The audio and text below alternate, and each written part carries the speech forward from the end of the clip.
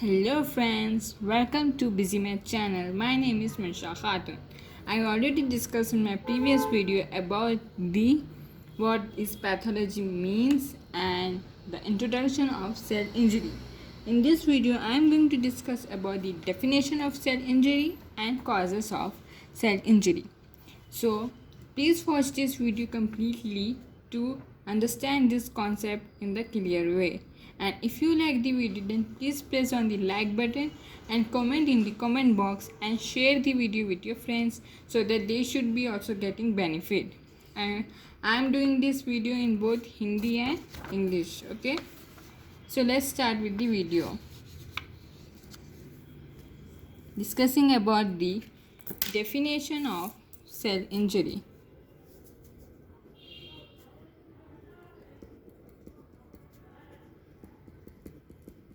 Definition of cell injury. This is directly from the Robbins. Okay, so when cells are stressed so severely that no longer able to adapt, means when they are stressed so severely so they are not able to adapt now, and that will be resulting in the cell injury. Or when cells are exposed to inherently damaging agent or the injurious agent, or suffering from intrinsic abnormality. So when cells are stressed,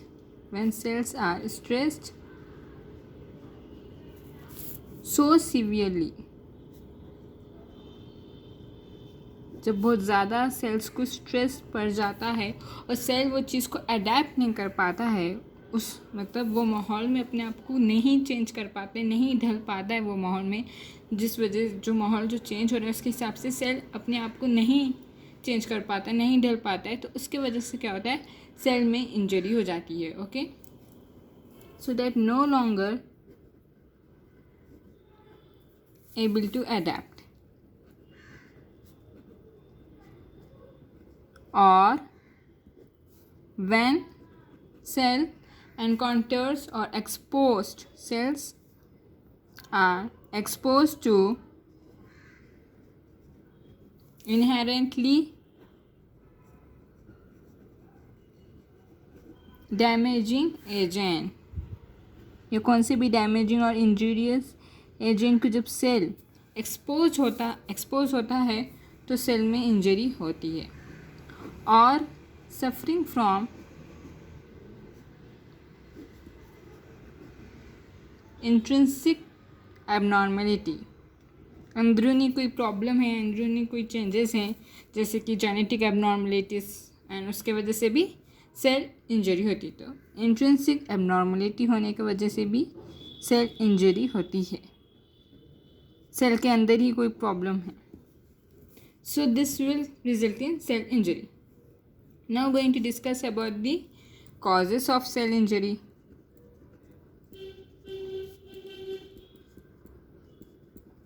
Causes of cell injury. So in my previous video I told that causes of cell injury includes hypoxia, physical agent, chemical agent. Okay, causes of cell injury includes hypoxia, physical agent, chemical agent,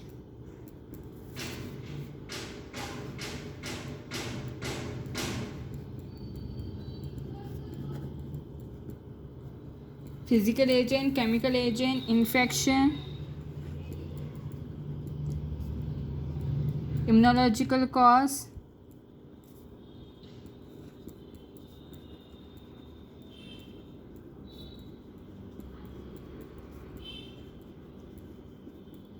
nutritional imbalance,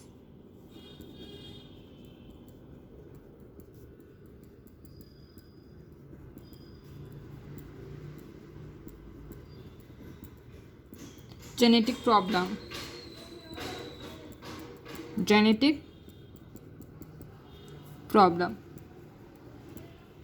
So hypoxia, physical agent, chemical agent, infection, immunological cause, and nutritional imbalance and genetic problem are the causes of cell injury. Among these causes, the most common cause of cell injury is the hypoxia. This is the most important point.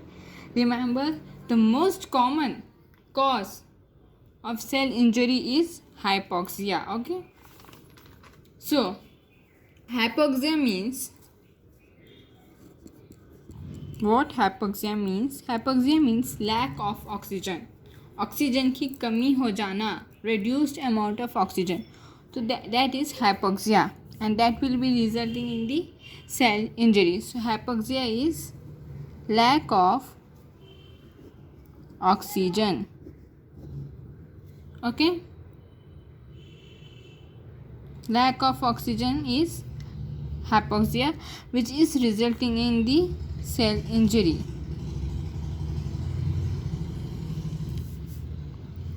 And the second cause is physical agent. कोई भी physically mechanical trauma होना, जैसे कि extreme heat हो, मतलब ज़्यादा heat है, या फिर ज़्यादा कोल्ड है, या फिर एटमॉस्फेरिक प्रेशर के वजह से, या फिर किसी रेडिएशन की वजह से, या फिर इलेक्ट्रिकल की वजह से. So all this can be resulting in the cell injury. कौन सा भी physical agent, it can be heat, extreme cold, it can be atmospheric pressure, radiation, electrical injury. Okay, physical agent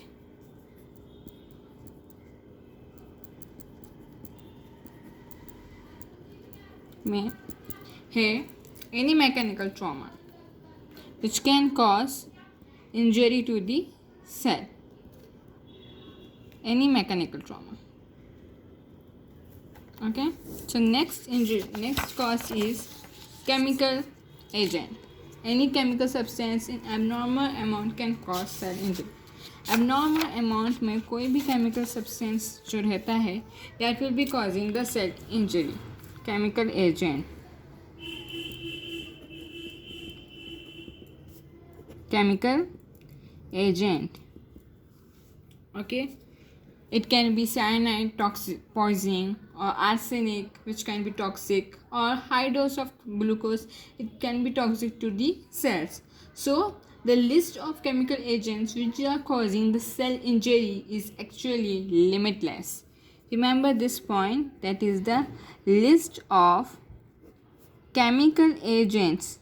List of chemical agents causing cell injury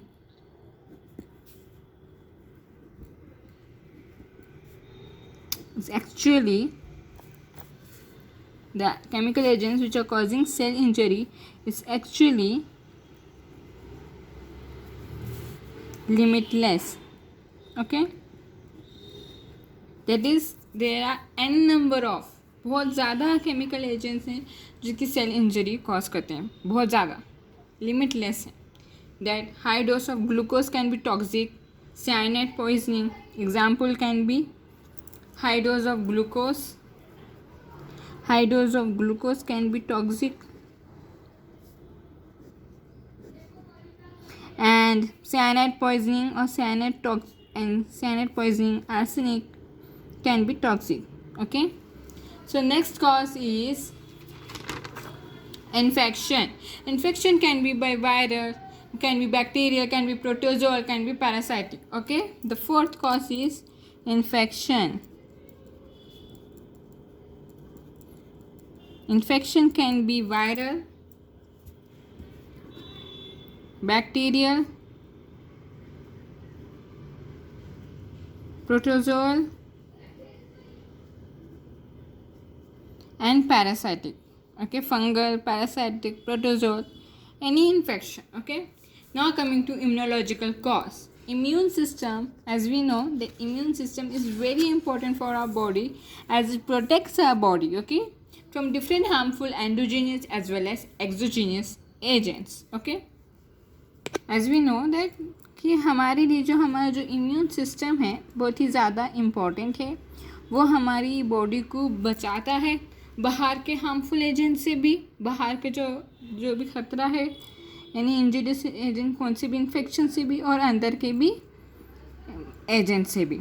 but क्या होता है, कभी कभार हमारा ही immune system हमारे ही बॉडी के सेल्स के against act करने लगता है, हमारे ही बॉडी की खुद की ही हमारे बॉडी के सेल्स को ही हार्मफुल एजेंट मानने लगता है या फिर फॉरेन एजेंट मानने लगता है, जिसकी वजह से हमारा इम्यून सिस्टम हमारी बॉडी के अगेंस्ट एक्ट करने लगता है और उसको बोलते हैं हम auto immunity.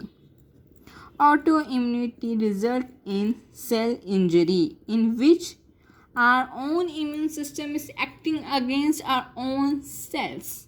Okay? And that will be causing this cell injury. Now, the sixth cause is nutritional imbalance.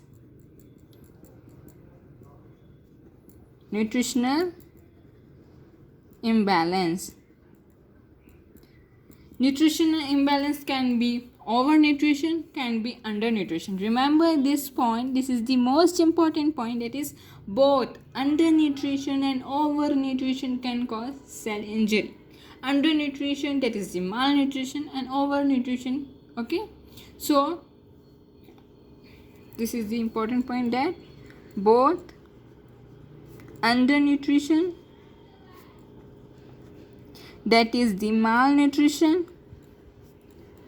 and overnutrition can cause cell injury. Okay? And overnutrition can cause cell injury.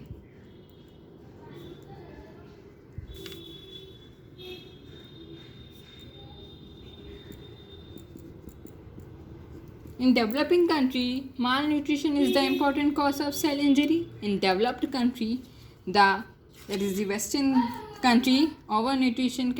In developing country, the malnutrition is the most important cause of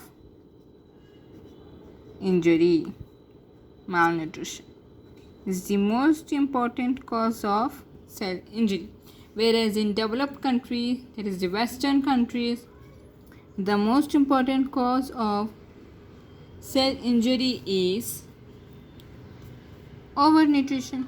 Okay, so remember this important point, that both malnutrition and overnutrition can cause cell injury. Now the last cause, that is the genetic problem.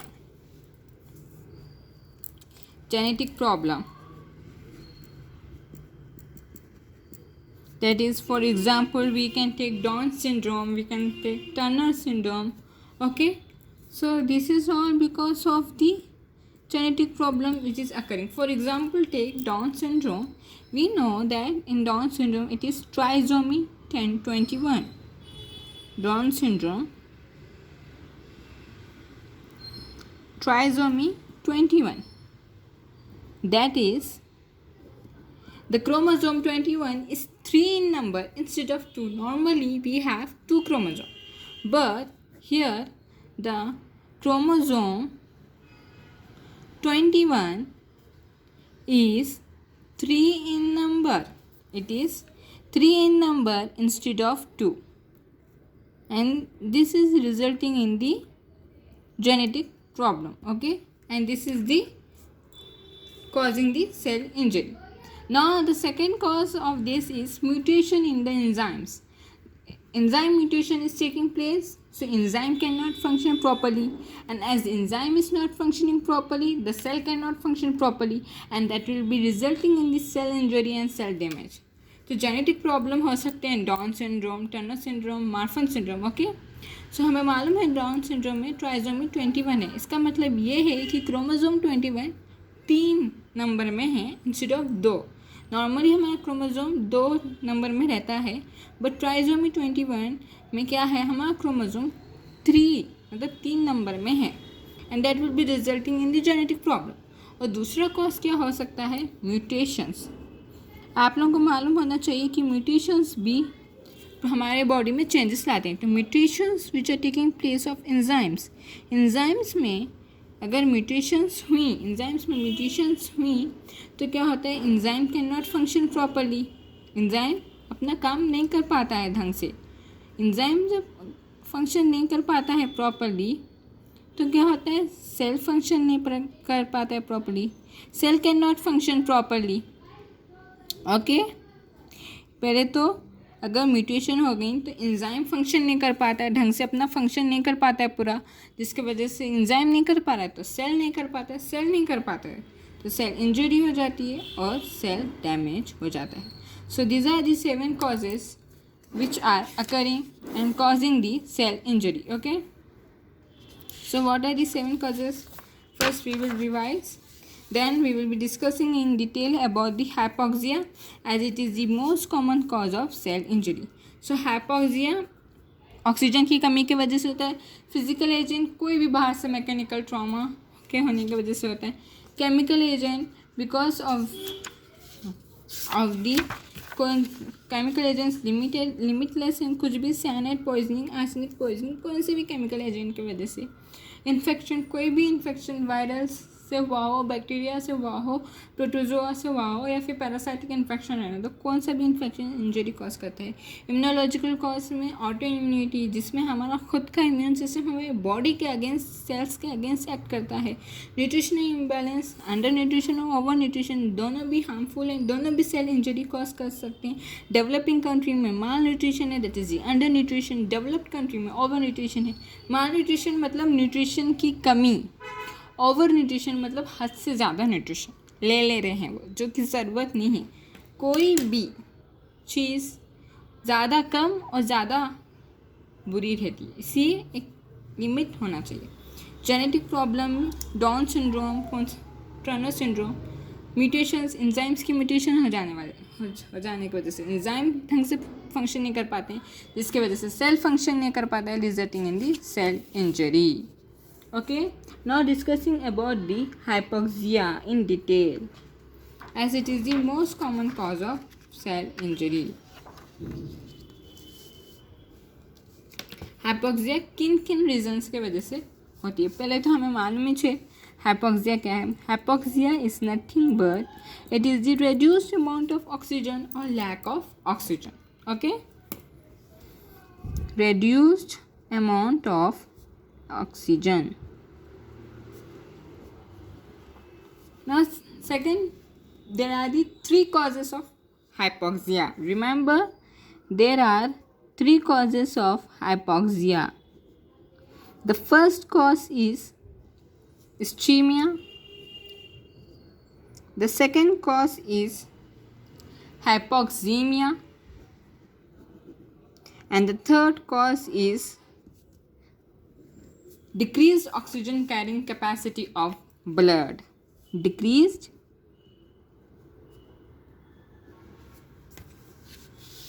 oxygen carrying capacity of blood. Okay, so these are the 3 causes which are causing hypoxia.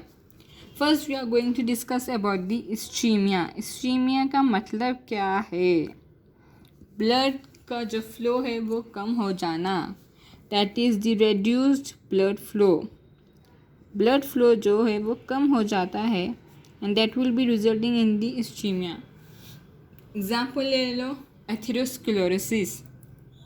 Atherosclerosis is nothing but जो blood vessels रहते हैं उनका जो lumen है atherosclerosis में narrow हो जाता है.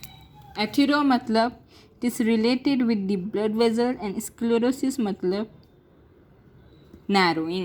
एथेरो मतलब related with the blood vessels, sclerosis narrowing the lumen of the blood vessels. जो blood vessels है उनका lumen छोटा हो जाता है, ब्रॉड नहीं रहता है, ऐसा छोटा होने लगता है, जिसकी वजह से ब्लड जो है, जो अंदर का जो ब्लड है ब्लड वेजल्स के अंदर अच्छे से फ्लो नहीं हो पाता है और ब्लड का कम फ्लो होने के वजह से इस्चीमिया होती है.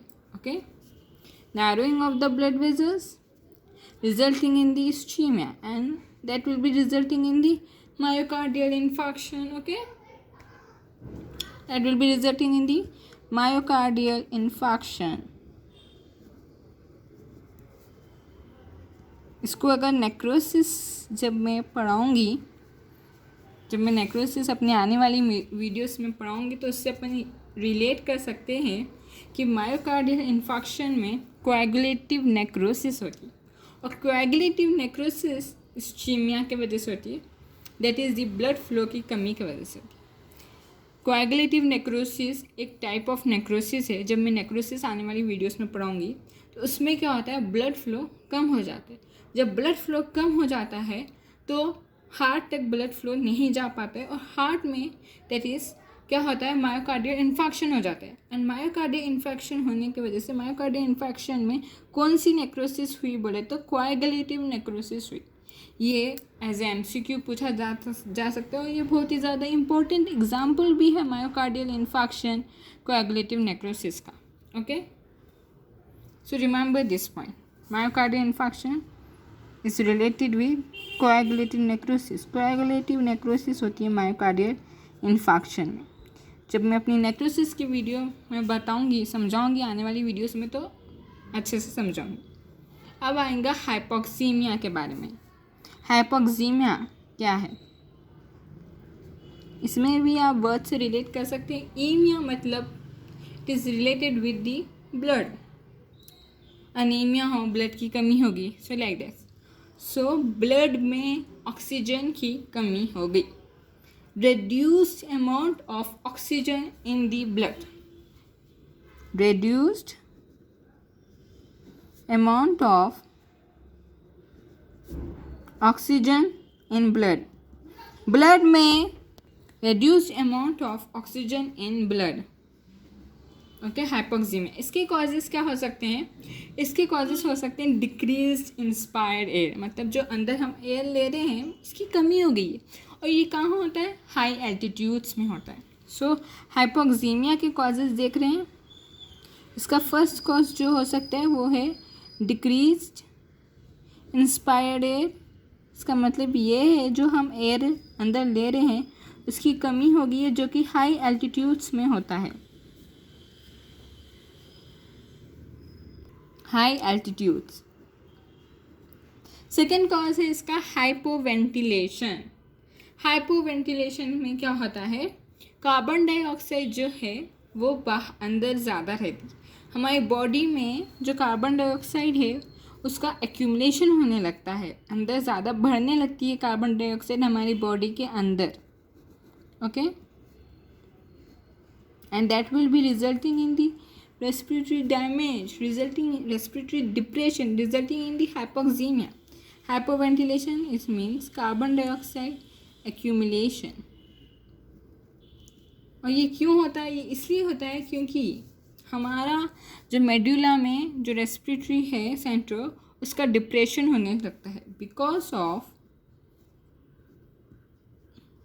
Because of respiratory depression in medulla.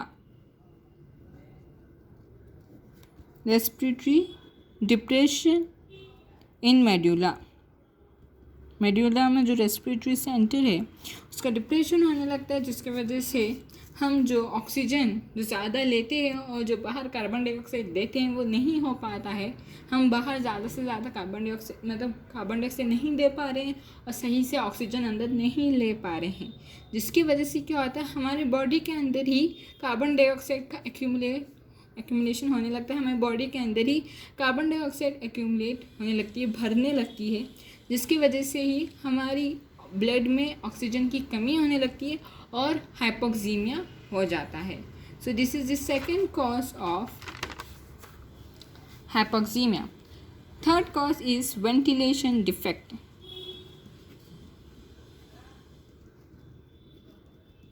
Ventilation defect, इसमें क्या होता है बोले तो, वेंटिलेशन डिफेक्ट में जब भी रेस्पिरेटरी डिस्ट्रेस सिंड्रोम में होता है ये, क्योंकि सर्फेक्टेंट की कमी के वजह से लंग्स में, हमें मालूम है कि लंग्स में सर्फेक्टेंट रहता है, इसकी कमी के वजह से रेस्पिरेटरी डिस्ट्रेस सिंड्रोम होता है, जिसके वजह से जो डिस्टिल एयरवेज हैं उन वो लोग कोलैप्स हो जाते हैं and that will be resulting in the ventilation defect. Okay, ventilation defect is occurring in respiratory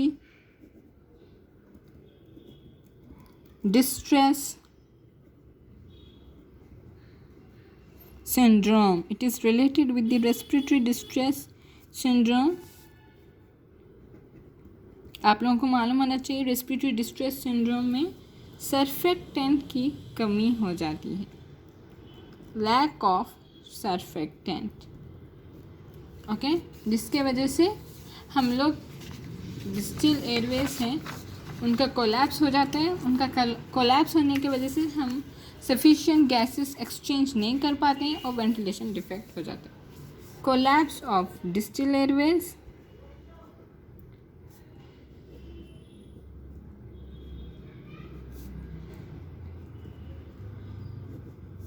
then there will be no sufficient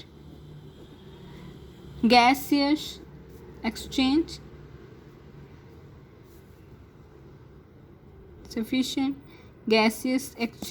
नहीं हो पाता है इसके वजह से, और वेंटिलेशन डिफेक्ट होता है और हाइपोक्सीमिया होती है।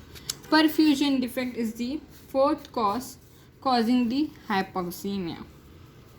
Fourth cause which is causing the hypoxemia is perfusion defect. Perfusion defect का मतलब ये है कि हमारे ब्लड वेजल में ब्लड सप्लाई की कमी हो चुकी है, मतलब कौन से भी टिश्यू को ब्लड सप्लाई की कमी हो चुकी है, कौन से भी ऑर्गन को ब्लड सप्लाई की कमी हो चुकी है, एंड उसको अपन परफ्यूजन बोलते हैं। इसमें क्या होता है, वेंटिलेशन जो है वो सही रहता है, जो गैसेस एक्सचेंज है वो सही रहता है, बट जो हमारी जो ब्लड है जो कि ऑर्गन को पहुंचना चाहिए, फिर टिश्यूज़ को पहुंचना चाहिए, वो कम हो जाता है।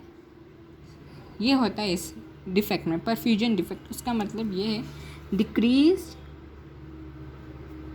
ब्लड सप्लाई टू ऑर्गन और टिश्यू और anything, but remember ventilation is normal, okay, ventilation is normal.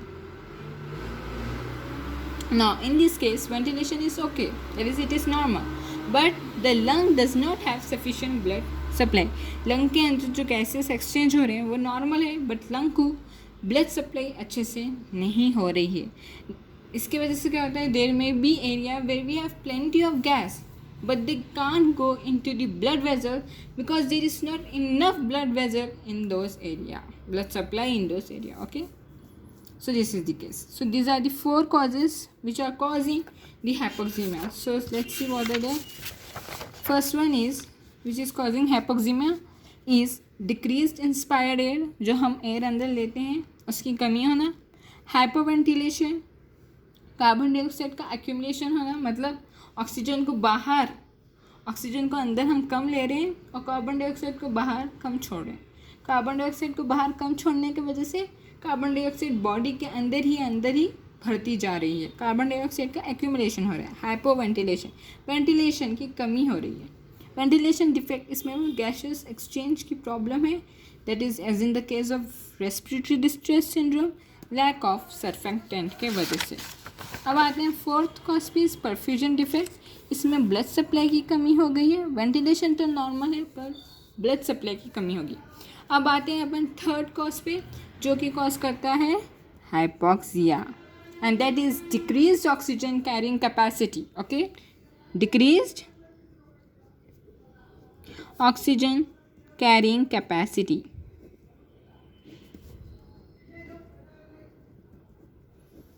So reduced, ये कब होता है, ऑक्सीजन कैरिंग कैपेसिटी कब डिक्रीज होती है, जब भी जो अमाउंट ऑफ हीमोग्लोबिन है उसकी कमी हो चुकी है।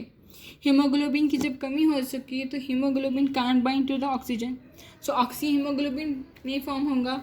सो जब हीमोग्लोबिन ऑक्सीजन से बाइंड ही नहीं हो रही तो ऑक्सीजन का ट्रांसपोर्ट ही नहीं हो रहा है, तो ऑक्सीजन की कैरिंग कैपेसिटी बाई हीमोग्लोबिन कम होती जा रही है। ये कौन से केसेस में होता है, अनीमिया में।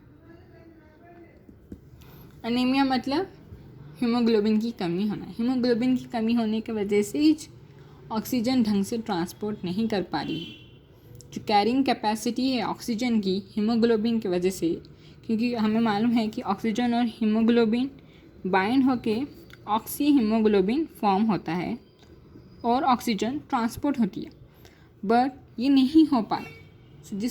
क्यों नहीं हो पा रहा है, हीमोग्लोबिन की कमी होने की वजह से नहीं हो पा रहा है। फॉर एग्जाम्पल कौन सा केस ले लो, अनीमिया।